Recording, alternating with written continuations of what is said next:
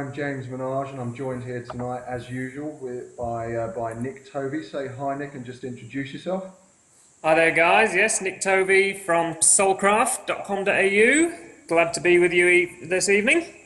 Good to have you along, Nick. I'm James from Man Up, manupproject.com.au, and tonight we are going to be talking about violent crime and the I think the cause of it, and hopefully we'll and obviously what we're seeing in the news at the moment is of all of the repercussions, and there's quite a few young men being quite seriously injured on our streets and in our nightclubs and night spots around Australia and around the world, and not just injured, but some are actually being killed and ending up in a coma. And I think there was a case recently over the New Year period where a man's actually just had his life support machine turned off. So obviously a really serious hot topic at the moment on the news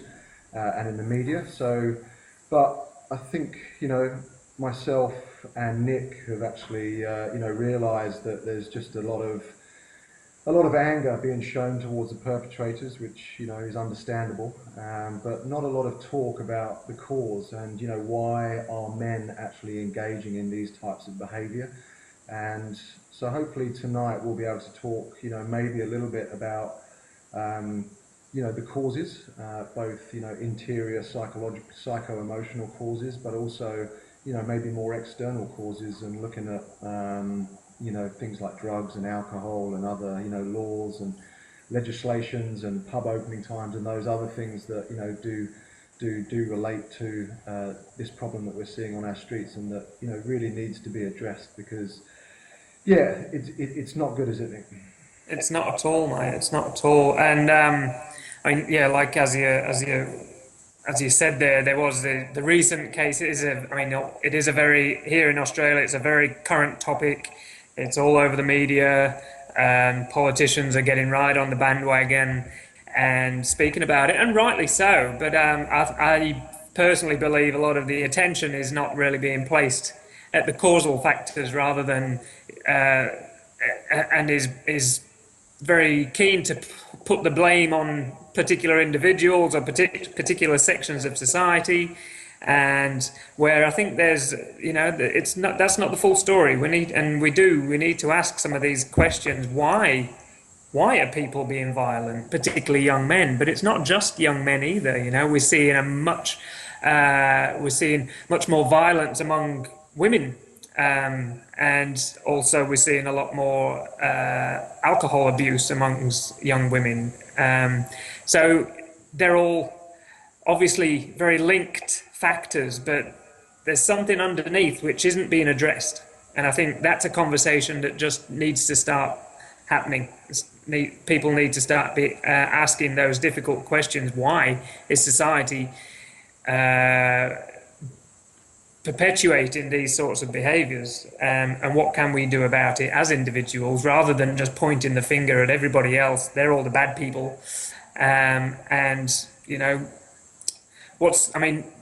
this particular case that's really fresh in the news at the moment, the poor Daniel Christie, 18-year-old lad, out New Year's Eve with his friends up in King's Cross, a very popular night spot in Sydney, and all of a sudden gets hit up the side of the head by the photos of the perpetrator, Sean McNeil.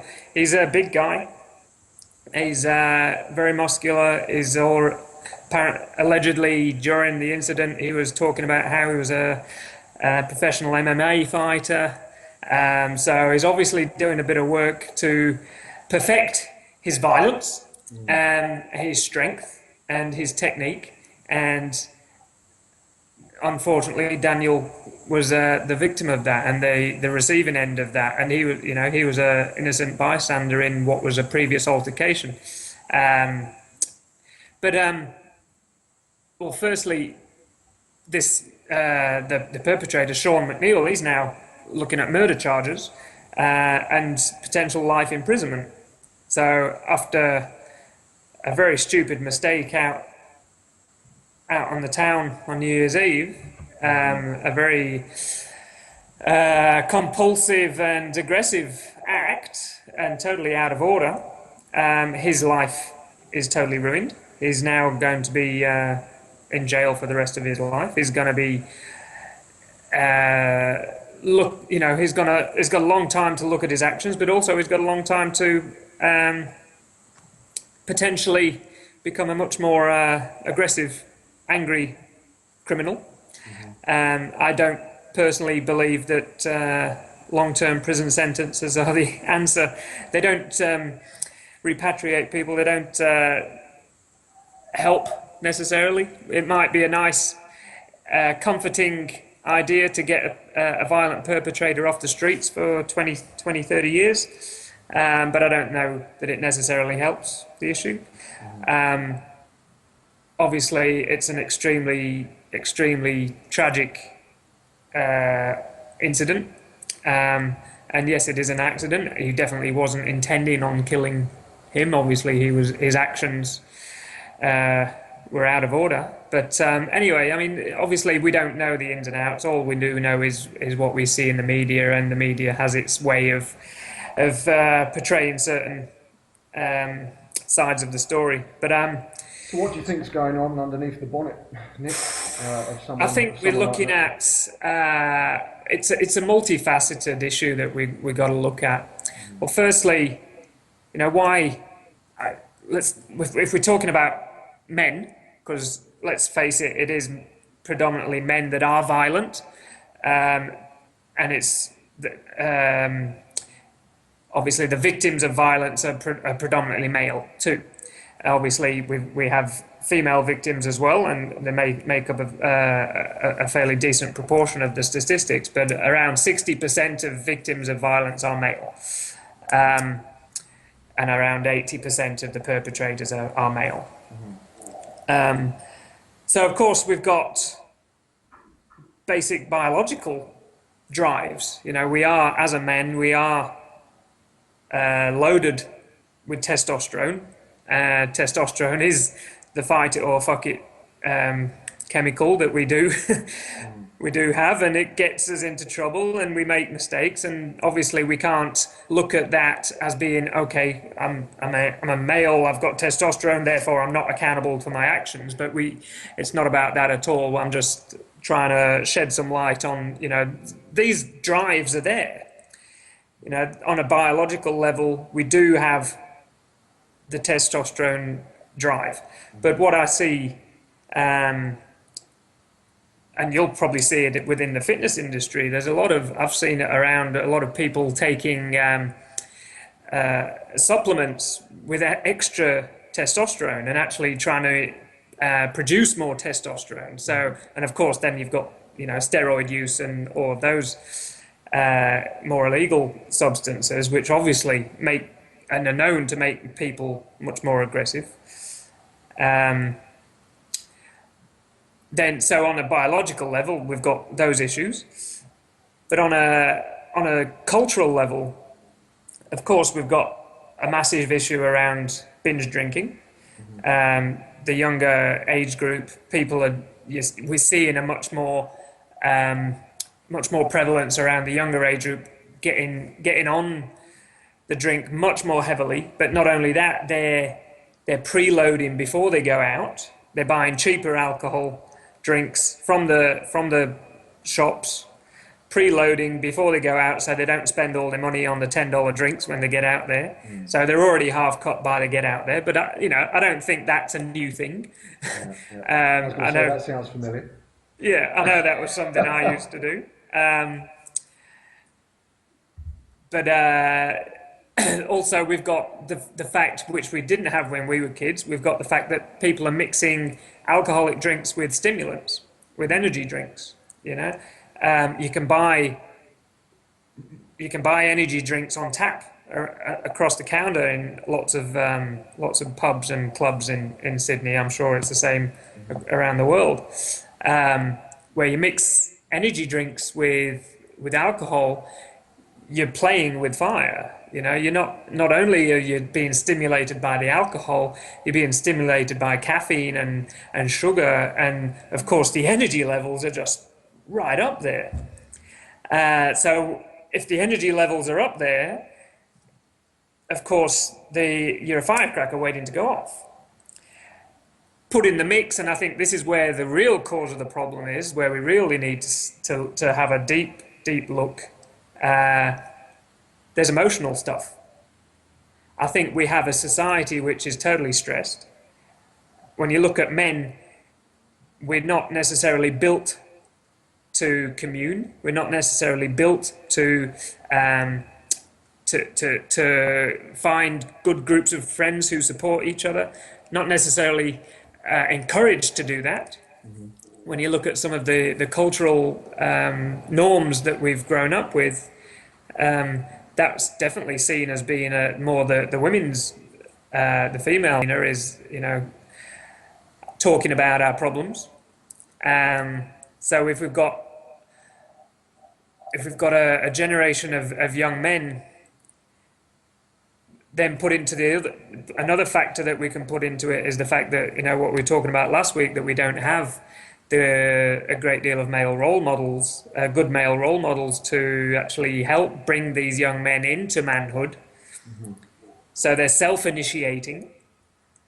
They're through alcohol, through drugs, through violence, mm-hmm. Through attachment to gangs, possibly. That's to gain that sense of belonging.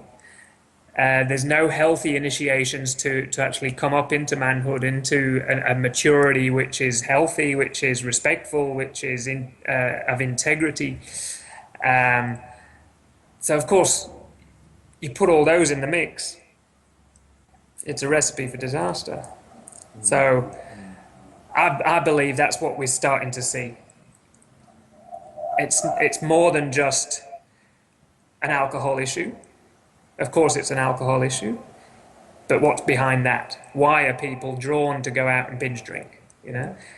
What is it they're trying to find through binge drinking? Mm-hmm. I think in Australia particularly, we've obviously got a very strong and prevalent drinking culture, alcohol culture. Mm-hmm. I think in the West we actually, per capita, we have the biggest alcohol-related violence problem in the West. I think the UK is just a bit ahead of us. Surprisingly, we're more violent than America, but yet we see, we always see America in the news headlines, and it's always pointed at America to being more violent. But also what we've talked about previously is that we on a cultural level, we're expected. Men are expected to be violent. We're actually encouraged to be violent. Mm-hmm. Because, we are the section of society that is expected to go to war. How can we promote a peaceful manhood and then expect him to go and fight for his country, mm-hmm. And to do that without questioning? I'm not saying that's the right way to look at it, but we have to examine some of these questions, don't we? Yeah, we do, and and we, just leading on from what you've just said. I mean, men are decorated and celebrated, for their violence. For their violence. It's we're given uniforms, we're given medals, and that's quite scary to sort of think that we're bringing our boys up, and the message, the traditional message of masculinity in our society, which still is a very big meme within our society, or value or worldview, is one that of masculinity is one that is dominance over others. Yep.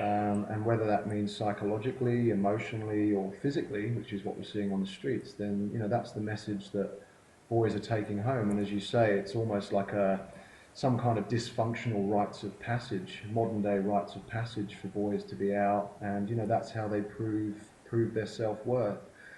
So it's pretty worrying, um, and I think I just wanted to sort of preface what I'm going to say with a book called The Better Angels of Our Nature by a guy called Steve Pinker, who's actually extensively researched violence, in our history and in our, in our culture now as well.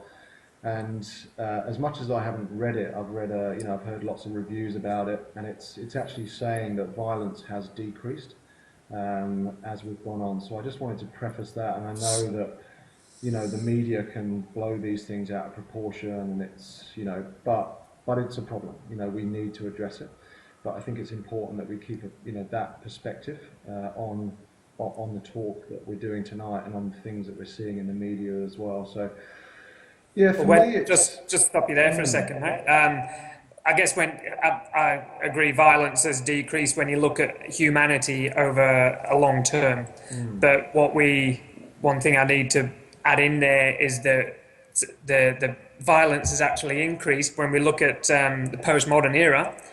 Violence has increased by 5% a year, which is it's been on a steady increase, 5% per year, when the population increase has been about 1%. okay. Violent crime, assault has increased by 5% a year since 1995. Okay. So that's fairly significant. Yeah, sure. So I mean, I guess the book is kind of talking about warfare, and I mean, Yeah. if you go back a few thousand years ago, it wasn't unusual for your average Joe to get knocked off, by the powers that be for stepping out of line. But I still, yeah. So, I mean, for me, it kind of all comes down to evolution and maturing as a man, or from boy psychology into man psychology.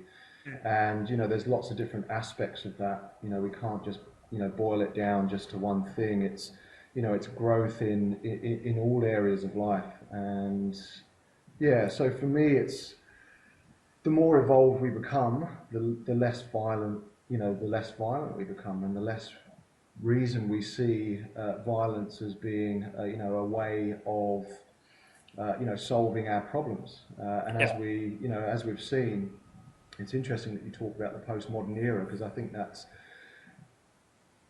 kind of where violence is actually sort of being, we're outgrowing it in a sense. But obviously there's this kind of still traditional macho jerk underculture, which is still very prevalent, and mixing that with all of the gains that we've made in postmodern eras, around availability of drug, well, I wouldn't say gains, but all of those sort of areas that have increased and improved. Along with that comes increased availability of things like steroids, and it was other drugs, illegal recreational drugs like cocaine, methamphetamine as well. I think, and all of those, as you've mentioned, are heavily linked into increased aggression. And I've just ordered a book as well from Amazon, which is called Supernormal Stimuli as well, which is about how you know how how we've been placed into a culture, but with our old physiology, and how it's just a complete mismatch in a sense. But how now that we've got access to things like steroids, which are actually kind of amplifying our testosterone levels and our and subsequently our aggression. So it's pretty worrying. And but for me, it kind of, as you said, it does boil down back into the individual, and culturally, what can we do as men, and and what can we do to kind of really bring people along, and because ultimately, if we're looking at violence, not just street violence, we're also looking at violence amongst different societies and different cultures, different religions. This isn't just a just an individual thing in night spots. This is going on all over the world, and just on larger scales. And so I think it's important as well to look at potentially what we are. facing in the future with regards to, you know, a tipping point and a real turning point in human consciousness, where we, you know, move into an integral era, you know, out of a quite postmodern era. And for the first time ever in the history of humanity, is that we're actually, you know, once people move into this integrated stage of development, then they're going to accept every stage that's come before it, and you know, they won't try and change those different, you know, they won't try and change your worldview. You know, if your worldview was what came before the integrated stage of development. So, you know, world peace becomes a distinct possibility, but that will distill down into the individuals as well. So that's probably the, you know, the positive side of what's going on at the moment. But that tipping point is all reliant on, you know, everyone engaging in, you know, developmental work and, you know, evolution and those kinds of things. So yeah, I mean, that would be my sort of. But I guess, yeah, I mean, I'm totally in agreement with you. But how do you then, of course, you know, who is it who's making the decisions and making the rules and making the laws and the rules and regulations around creating those societal changes? I mean, it's not so long ago that we actually, as a society, shifted our worldview around smoking. Mm-hmm.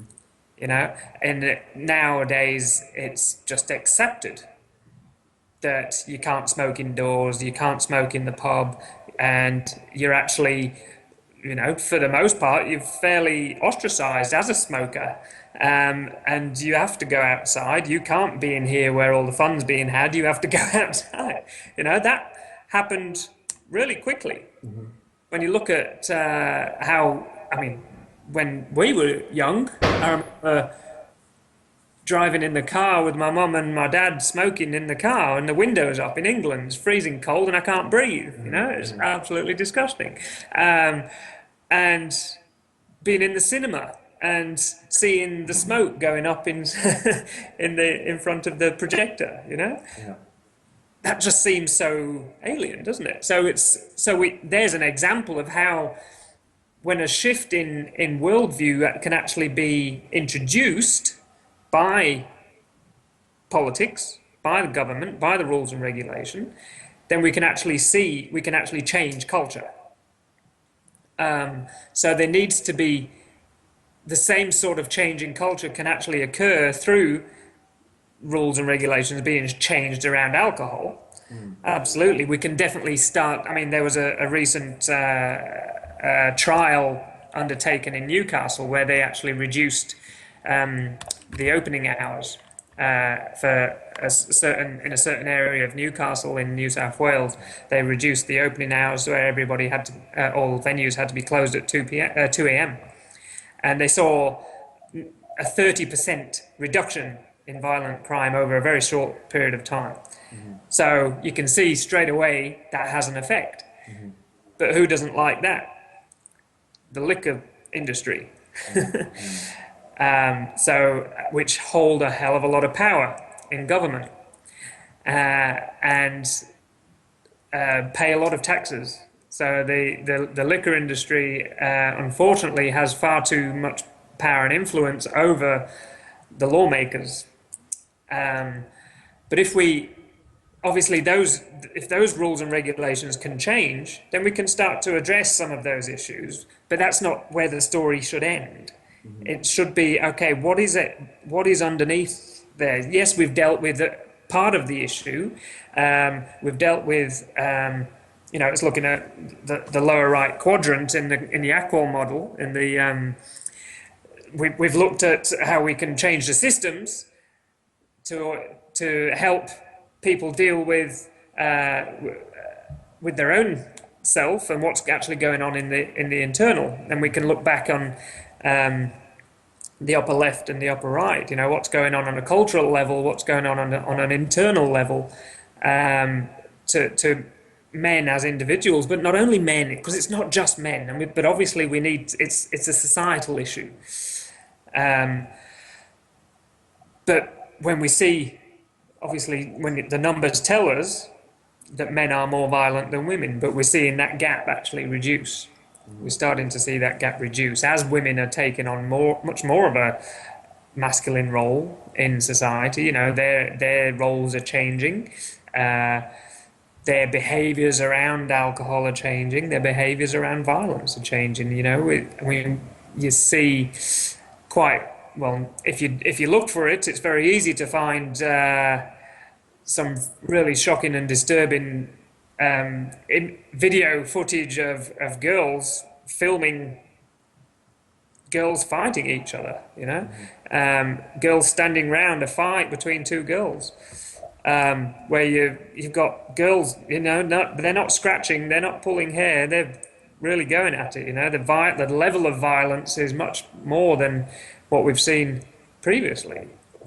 So there's an issue. There's something going on there. There's something going on there. I don't know if I have all the answers. I definitely don't have all the answers, but there's big questions that need to be asked.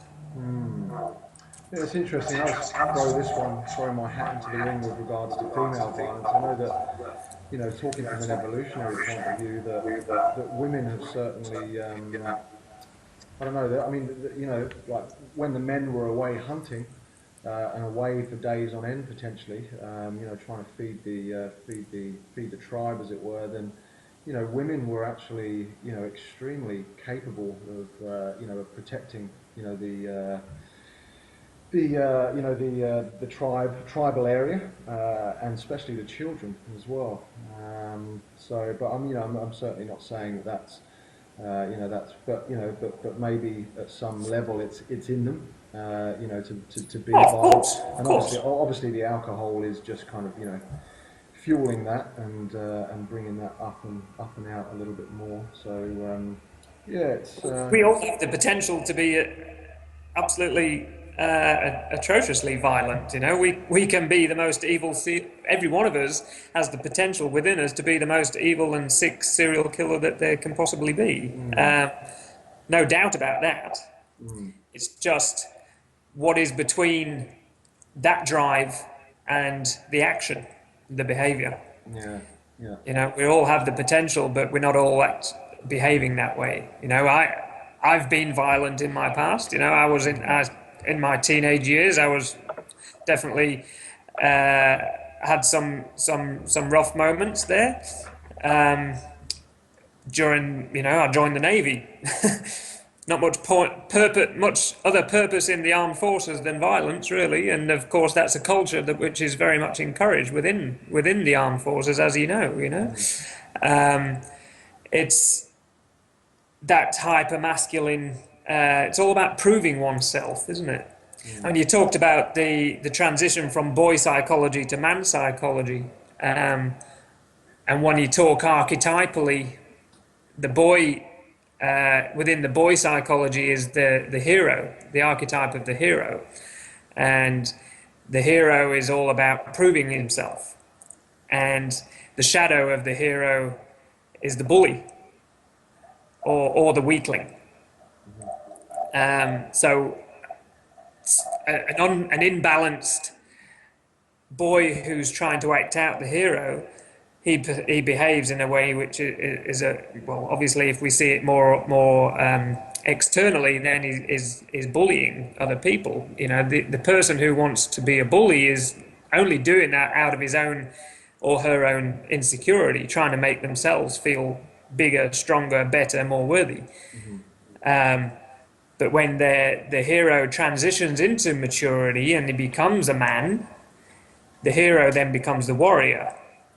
And the energy of the warrior, the archetype of the warrior, isn't about proving oneself. He doesn't need to prove himself. He knows his capability. He knows how powerful he is, but he doesn't abuse that power. He doesn't use it until it's absolutely necessary. And that is only in order to protect himself or protect the kingdom, you know? And you know, the warrior is all about, he knows his limitations. He knows how far he can take it. He knows the right amount of aggression to use in the right situation. And he's totally and utterly mastered his own emotion. So he doesn't act emotionally, he just acts out of action, you know? And he uses the different aspects of his intellect, of his intuition, of his heart, as well as his power, to actually cut to the chase and get shit done. But the hero, the immature version of the warrior, which is the hero, and often what we see in these violent cases is the imbalanced hero, the bully. Um, he's he's totally acting out of his own shame about who he is, trying to prove something. Yeah, it boils down to that self-worth, doesn't it? That you know, you posted an article recently on Facebook around, you know, how in this postmodern era we're really neutralizing childhoods, and you know, not allowing boys to go on that, you know, on that internal archetypal journey into, you know, from boyhood into manhood. And you know, things like, you know, having victory and experiencing defeat as a boy is Yeah, really important for, you know, psychology moving forwards. And how I read on one of those articles that they're like, in some schools or sports teams, they're not even scoring games anymore until they're, you know, until they're over 14 years old. I mean, it's pathetic, yeah, absolutely pathetic. And yeah. you know, we wonder why. I guess maybe, you know, where, you know, we're not starting off boys on the right footing, and you know, their risk management of situations is totally skewed. These soft play areas, you know, which pass, you know, OH&S or health and safety regulations, are actually creating more accidents and more injuries, you know, from you know, from play than the less safe, you know, sort of playgrounds before that. So I think, Because they're bored. yeah, yeah, Because yeah, yeah, they're bored. because there's no risk involved, and that's one of the things that testosterone, you know, that creates in us, is risk Yeah. taking. And you know, it's important, I think, that we do, you know, maybe break an arm, scratch ourselves, you know, potentially, you know, accidentally hurt other people, so we can see the Or get hurt. yeah, to get hurt, but to also see the consequences of our actions Yeah. and what that can do, and you know, how that interrelates to, you know, that real interpersonal space as well, and the fallout of physical accidents, and you know, and what that does to someone else. And that really builds our cognitive intelligence and our perspective taking, and ultimately our, you know, and our emotional intelligence and our empathetic skills as well. That's So exactly where what I was just going to say. Our capacity for empathy. That is one thing I think which is particularly lacking in boys and in men. You know, I mean, we are coming back down to the biological perspective. We the on a neuroscientific basis, higher testosterone actually blocks the love drug, the oxytocin. So the more testosterone we have, the less oxytocin we can have. So our capacity to make connections with others is reduced.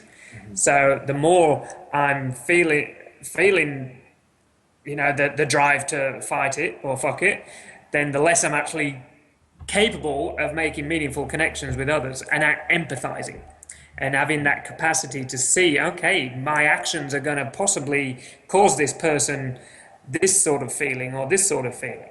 You know, maybe this person, the way they're looking, is telling me that they're feeling afraid or they're feeling angry. You know, so we don't necessarily have that capacity, and as you were just alluding to, you know, the if we're not allowed as young boys to hurt others, to have that rough and tumble play, which is a total and utter natural part of growing up as a boy and needs to be encouraged within healthy boundaries.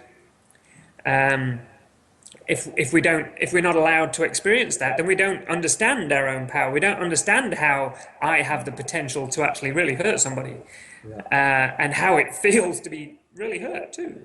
Yeah, and also like looking at the superhero play as well that boys, you know, very, very naturally grow into, and you know, the courage that they get from that and the risk taking that they take as well. And something else that I guess in the postmodern era that we're really trying to, neutralize and get rid of, which is, I think, why it's so important for us to, really view stuff through, an integrative lens, so we can just start to see the limitations of what has come before it, and even implement, earlier stages of development, which had, still a lot of truth to them, and a lot of, amazing things came out of, earlier stages of development. But, and that's ultimately what happens at lower stages of development than the integral stage, is that we can't see the truth in the stages that came before. And, going back to what you were saying about rough and tumble, and, I sort of was then linking that into, you know, having a healthy male role model in your life, preferably a father figure, that you can rough and tumble with. And, and this is where boys can learn empathy from men. And this goes back to our talk last week, Nick, when we were talking about fatherhood. And, you don't classically think of boys learning empathy from their father, but, within a game of rough and tumble, if they do something that's outside of the boundaries, i.e., kick in the face or a punch in the face or whatever it might be, then, the dad can very much kind of go, you know what, you just crossed a boundary there. That's not on. I don't want you to do it again. And that's Yeah. building empathy, Yeah. in a boy. And, I'm just And gonna, teaching responsibility as well. yeah, responsibility, consequences of actions. It's that Mm. cause and effect. Which we all need to learn. And, I just wanted to sort of maybe steer us a little bit towards the emotional intelligence side of things as well. And, that's heavily linked into empathy. Empathy is predominantly an emotional intelligence skill. Absolutely. And drawing on a bit of a personal experience of my own journey with anger, and how I never really owned anger, and it was very much a shadow element, for me. Um, for I learned very quickly at a young age that it was going to be dangerous for me to get angry, and so I just very much had to suppress, hide, and deny it.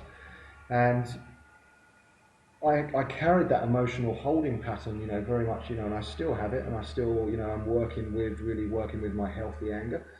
But it used to come out in very covert ways, what we don't express, or what we suppress, we get to keep, or what we suppress, we often act out in very covert, well, not so covert ways, because for me it was coming out in quite dysfunctional ways on the football pitch. And that's where my anger was really, coming out, and I'd be having fights on the football pitch, or, really getting quite violent towards other people. And it was very much, I linked it into a suppression of my anger. But that's kind of where it was almost acceptable, kind of, for it to Yeah. come out in a sense. And obviously not acceptable, and I got myself sent off. Once I remember, and other times I've been very lucky not to get sent off for violent conduct and retaliating. But now I've got a much healthier relationship with my anger. It doesn't boil over into aggression and hostility like that, and like what we're seeing on our streets late at night. So for me, a big part of it is not only looking at our wounds, from childhood, that our father might not have been around, and we've equated that as a child to, not being worthy, and not being worthy of our dad's time and energy. But so really working a lot with that area of our deep hurt, because Mm. ultimately underneath anger is some kind of fear or grief. Yeah. And then there's something that we deeply care about that's going to be kind of a little bit deeper than that. So, anger is quite in a sense, quite a superficial sort of first reaction. Yeah. If we can take time to sort of drop in below anger, there'll be some fear or grief, like the example I just sort of shared there was, maybe grief around, a loss of connection with our father. And underneath that, is, I really have a deep sense of caring about, belonging to this family, belonging to my tribe, having quality time with my dad. That's where these anger issues potentially stem from. But then also, looking into really working skillfully with our anger, because again, culturally, we have a real problem with anger in our Mm. society, and it's either anger in, or it's anger out. And when it's anger out, it's not done very skillfully, and it boils over into aggression and hostility. So for me, a big part of it lays around, becoming much more skillful and driving it into our schools. This emotional intelligence training. That's where it needs to happen, not when they're in prison. Because they've just killed someone. That's kind of bolting the Bit late then, isn't it? it's bolting the stable door. Once the horse is gone, kind of thing. So I think there's a lot of great work that we can do up in that upper left, quadrant, as well as all the other stuff that we've mentioned. For sure. But it's yeah. So And unfortunately having a bit of, because I've had a bit of exposure to the education system, so I've seen what pressures they're under, and it's all about grades. Unfortunately, it's not about people. It's not about trying to actually nurture healthy young individuals into healthy, mature individuals. It's all about how can we get our numbers, so we can squeeze whatever minuscule amount of funding we can get out of the government. Because the higher the grades, the more funding that they'll get. So it's a real, it's that I feel is one of the most important, one of the most critical areas where we need to really start making some drastic changes is in how we educate. Not only how we educate young boys, but how we educate young people in general. What's most important? What are the values that we're instilling into these young people? And as we talked about last week, the what we're seeing very, very clearly is that the education system is absolutely failing young boys, and it is creating these disturbed and unhappy and psychologically unfit young men. Which is why we're seeing such an increase in suicide amongst young men at that age, and why we're seeing such an increase in violence. It's violence outward or inward. They're both the same thing, and they both come from the same root cause. It's a disconnection with our sense of self. It's a disconnection with our sense of worth in the world, and like you talked about, if the boy, as he's evolving, he absolutely needs to prove himself to his male elders, to his father. And if father's not around, or there's no replacement for father to prove himself to, who does he prove himself to? Which is why we see, mid-30, 40-year-old men that are still acting out an unhealthy hero shadow. And trying to prove themselves by bullying 18-year-old boys and killing them, But I think, and this is where I really want to really emphasize this point, is the fact that, yes, this guy made a stupid mistake. Yes, he's, willfully taken the life of a young individual and ruined the family and all of his friends. And yes, he's absolutely 100% responsible for that, but we need to not condemn the perpetrator as well. We need to look at them as a here's an opportunity to actually look at this and learn something from this man, what's going on for him, so we can then take that example and actually look at what's going on within the lives of violent men. Ask these questions in the jails, in the prisons, in the juvenile detention centres. What is it? What's going on inside of you that is leading you to act in a violent manner towards other people? And then we'll learn a lot, I'm sure. Yeah, absolutely. And I think we can learn a lot about ourselves in that situation, and what we project onto these people that are violent. There's a lot of shadow material for us, that we can learn as well about repressed anger in ourselves, which might not come out as a killing, but it comes out maybe in passive aggressive ways, in relationship, at work, on ourselves. violence, psychological, emotional violence on ourselves and others. So as much as we might not be physically violent, certainly we can work with the charge that we have around, the perpetrators of these, violent crimes, and do some very useful inner work on ourselves, and Yeah. hopefully help to make a bit of a difference ourselves by being good role models, and that's kind of how we can start to give back, I think. So, do you want to talk about maybe the program that you have in mind, Nick? I think that's it sounds Yeah, I'd love fantastic. to actually. I've got a young man's program, a boys to men program called the New Man Project, which looks at some of these issues. It's for boys 12 to 16.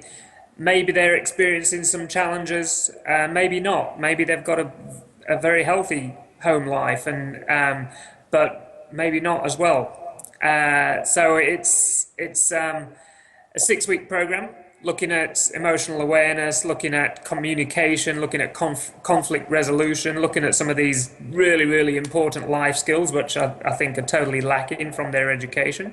But it also gives them an opportunity to challenge each other, to check in with each other and look at and question as a group, what are your challenges? What are your edges that you're facing? How are you dealing with certain situations? So the boys can then learn from each other, and then later in the year that I have a weekend bush camp where they go out and actually do a bit of physical activity out in the wild, and some challenges, and a bit of a rite of passage ceremony as well. So that the information for that is available on my website, it's called the New Man Project. So if you go to soulcraft.com.au, you can check that out. It's a very valuable project.